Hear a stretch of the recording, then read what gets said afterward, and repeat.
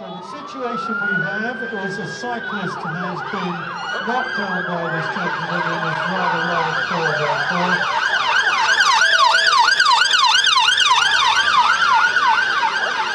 To see our Charles Coast Ambulance Service, we have police car.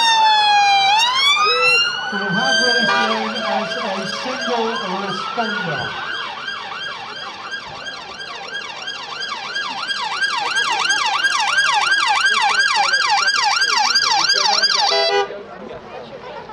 The ambulance will normally be what is known as a single responder, and that is one person in this. But of course, during the training of various paramedics, they will sometimes jump in alongside somebody in order to get their hours up, practice their skills.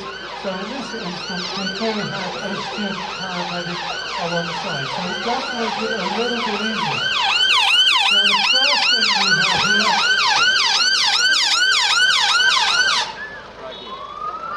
obviously, the first thing they are going to do is assess the patient, because until they do that, something may happen. They don't know what the injuries are. They want to understand what they will need to do and what resources they will need to call. So they will get a life pack out, which is a monitor, and that will allow them to monitor the vital signs of this person.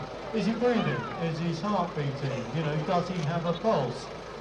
Is he conscious? Is he unconscious? Has he fallen at an odd angle? Are his limbs broken in any way? What is the situation with him? At the same time, you will notice the police have turned up, and of course they are now going to question the driver, because we have a cyclist under the wheels of a rather large 4x4. Now the first responder has in fact called an emergency ambulance. They know they are going to actually need one on with this situation. So in assessing him, they have to be very, very careful because of the problem with the spinal injury. And if any of you come across a motorcycle accident, please do not, as a matter of first thing, take the helmet off the motorcyclist. You will cause more injuries than you will ever solve.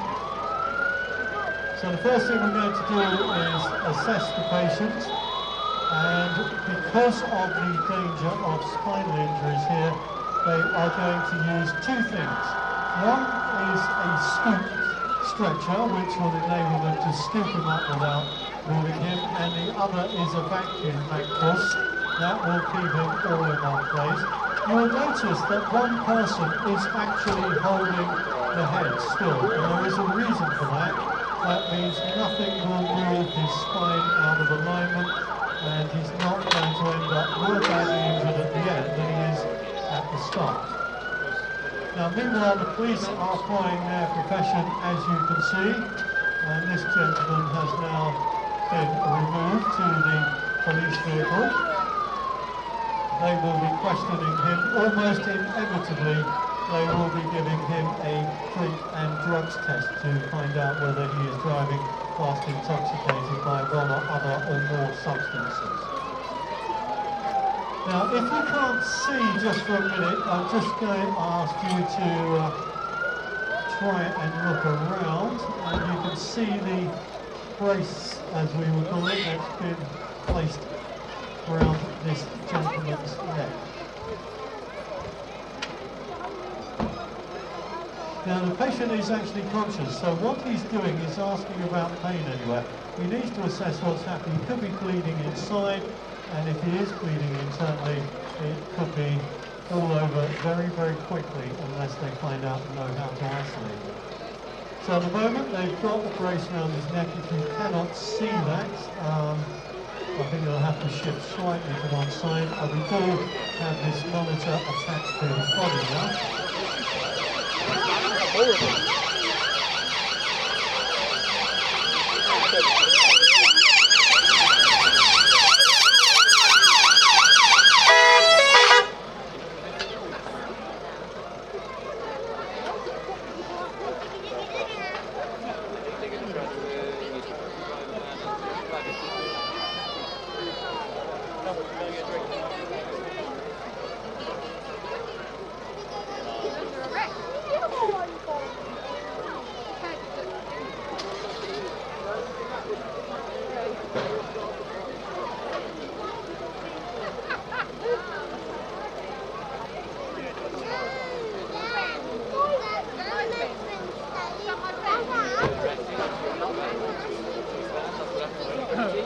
Okay, so the other thing you will notice, apart from my PA microphone failing for the second time in 3 years, is that the emergency services all work together on this, and they are very used in this county.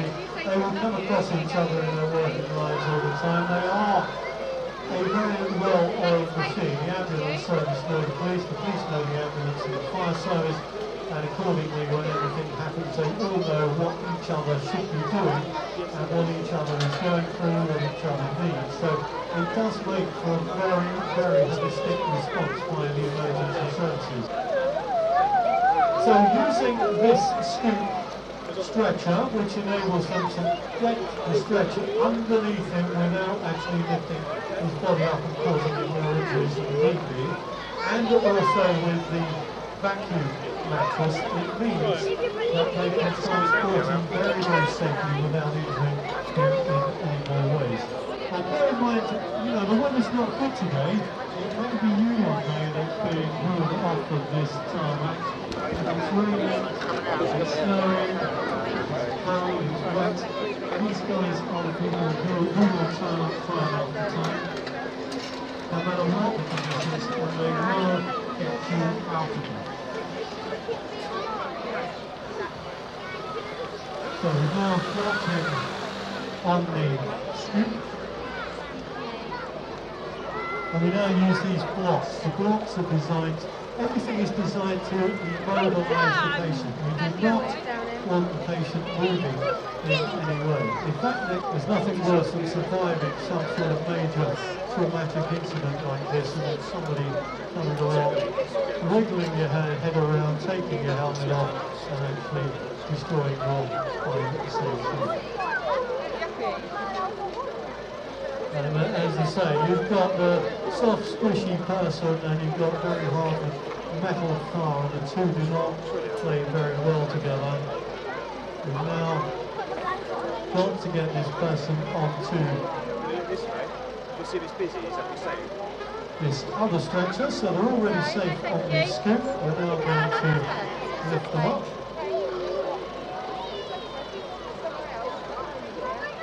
And as you can hear and see main on the plan, that they will pull to each other. They will do it after a certain number on the count, so that everybody lifts together. You do not want the person tumbling off one side or the end.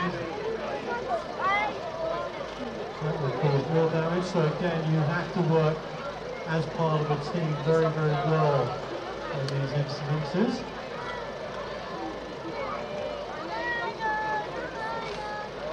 As we said, this is a vacuum mattress, and you will very quickly understand why.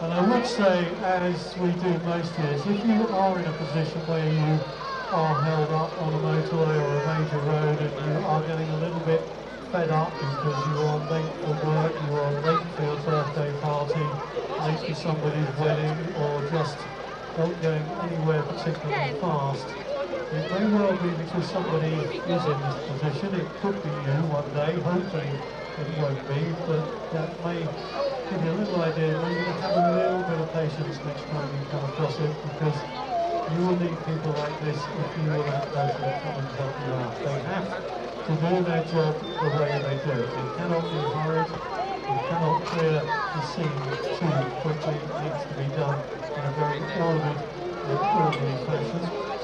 And as you can see, we're now further immobilising this patient. He has a brace around the neck. There is a block at each side of the head to stop him moving. He's now on this vacuum mattress, and you will see somebody literally pumping. That's the vacuum part of it. And with all the tape and straps, it's now going to be completely immobilised. Because what happens after this is a major trauma incident.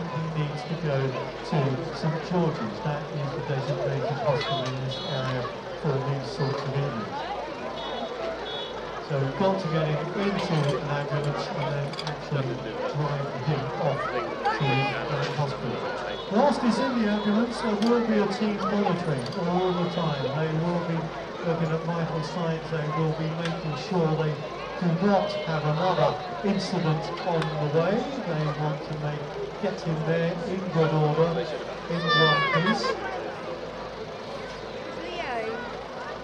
So it's not so much a case of lifting, he will go on, the equipment will do the work. These days you can take it up as slowly and carefully and in as controlled a manner as possible. And of course we still have the police who've got to deal with all the problems once the patient is out of the way. We've got a vehicle that we need to get moved.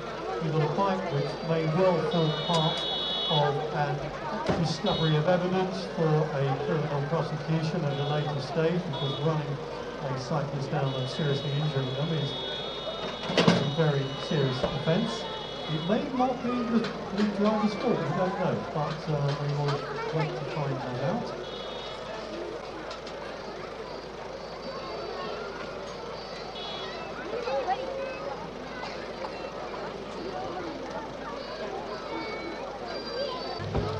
Okay, now before we talk to the police officer to the next stage of this, may we have a big hand for the NHS please, who have turned up.